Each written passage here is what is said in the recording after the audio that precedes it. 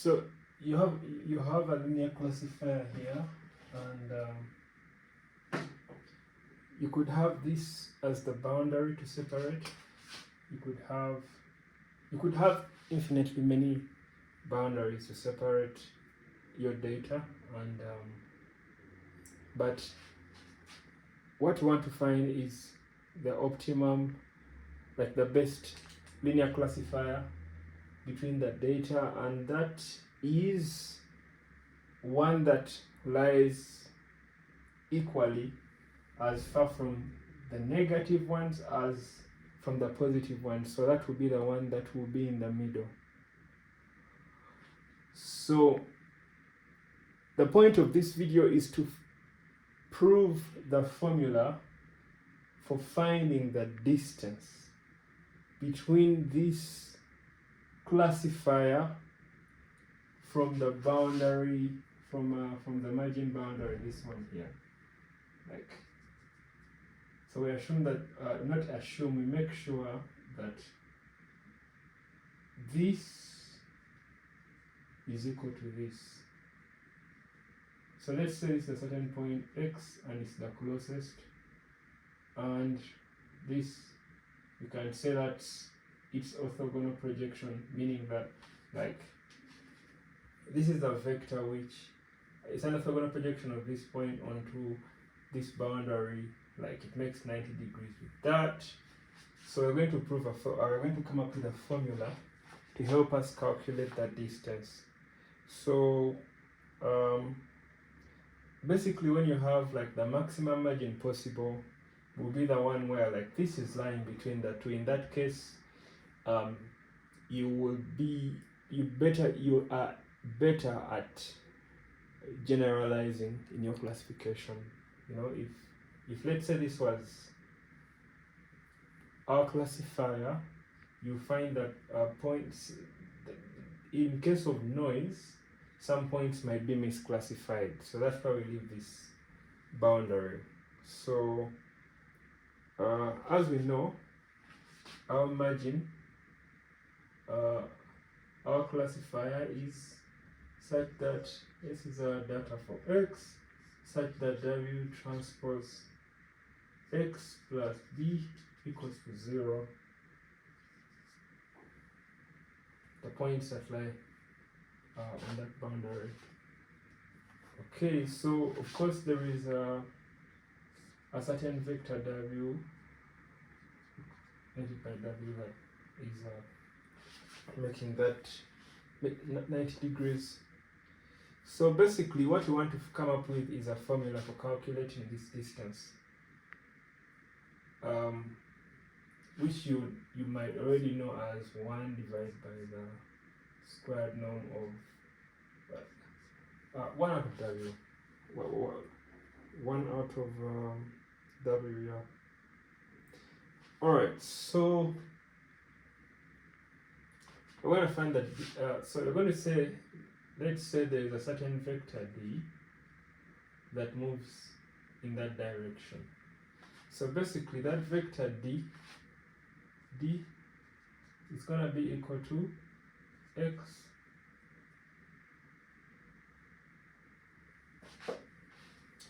actually let me write it instead as the orthogonal projection of x onto P is going to be equal to the point x minus the vector D. That's going to give us this orthogonal projection. So the point x, which is here, minus this vector D, is going to give us the orthogonal projection of x onto, and that's really the shortest distance. So what you're having is, so like what we know is that this vector D is parallel to this W here. In that case, we can say since they're parallel, that means there is some scalar relationship between them. Let's say it's alpha W, where alpha is an element of the real line. So what we know is this XP actually lies on this boundary, and what that means, it means that W transpose transpose multiplied by xp plus b, this equals to 0. So in that case, but we know this, so that will be w transpose, and this one is we defined it here minus this here, plus b, this equals to 0. But we know this d, this is x minus b. Now we actually say that we know this d to be alpha w plus b, this equals to 0. So I mean, when you come here, like you should try this on your own, but you find that alpha will be equal to w transpose x plus b divided by w transpose w. So, but you already said that d is a scalar multiple of that vector there.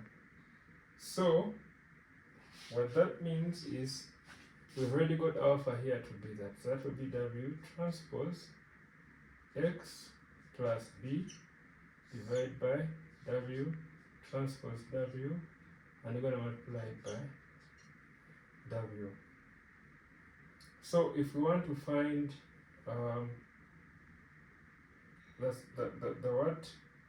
that distance really, which will be the norm of this vector here, so basically this is just a scalar, and in that case, this one, as we know, this one here, if you want to find the norm of a vector, you just multiply its transpose multiplied by there and you find the square root.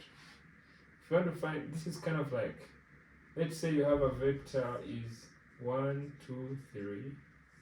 Of course, what you know is you just find the square root of 1 squared plus 2 squared plus 3 squared, right? That's the distance. But another thing about it is you just find the dot product of the transpose. The transpose of it will be 1, 2, 3 multiplied by 1, 2, 3, and then you find the square root. When you actually multiply and draw by a column, you end up with the same thing there. So, this. So basically you have this here, and now when you're multiplying d transpose d, you're gonna have something like, you just say d is, that will be alpha w, this is transpose alpha w. So these alphas just come out, there's no need to transpose a scalar, and you end up with alpha transpose, w transpose. So that this is the same as the square root of alpha squared w transpose w. So that will be alpha w transpose w. So this alpha we know is given by this. So in that case we shall have this alpha we know is given by that. So in this case we're just going to put this, which is w transpose x plus b divided by w transpose w. But that's the alpha, and we have this here, w transpose w, which of course when you will end up just giving you w transpose w,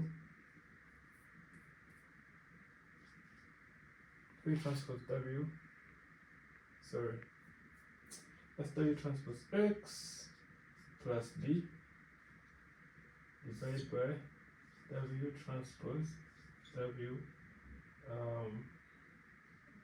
really the square root, which really is the same as I mean, since like this is a half, this remains like with power half, really it's kind of like the square root of this, right?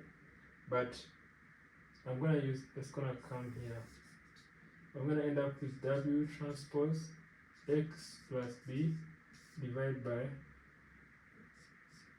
norm of W. As you can relate with that concept. Yeah, so that's the proof. That's the formula we have for what? For the distance from the boundary to the closest point, from the classifier to the boundary. Next, we usually have some sort of we usually basically make sure we reparameterize that distance to actually end up to something like this, which I'm gonna show shortly how to actually do that. Just keep it in your head as I erase it.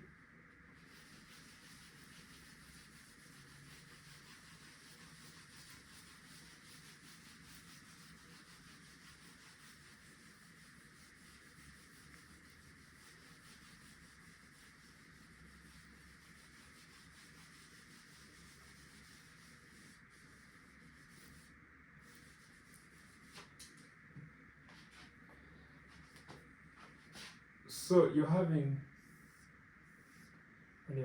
positive points, then you have negative points, and you have some linear classifier. And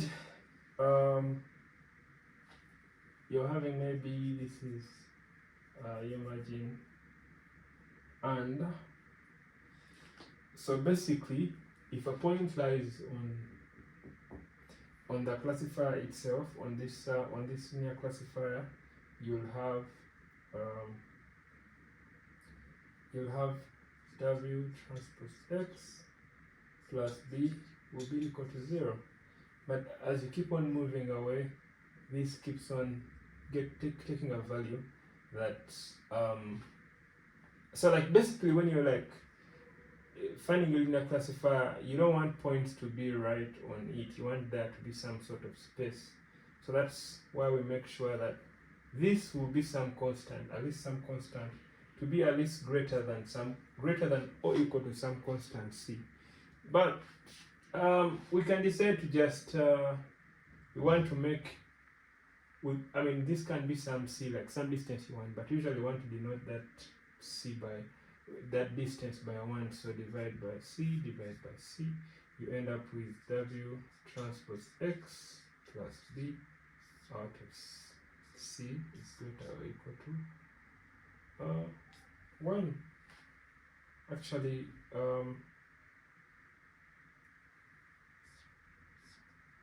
multiplied by the label. Really, like the label, if it's correctly classified, the label makes sure it's actually will be greater than 0. Yeah, that's the reparameterization, in that the formula that we had before for that distance was W transpose X plus B divided by a squared norm of W. So basically, if a point is correctly classified, you're gonna have this, like if you multiply it by the label, you're gonna have this top thing equal to 1, so that's why the distance is usually denoted by W. And if you're trying to maximize the margin, you want to be minimizing the magnitude of that squared norm.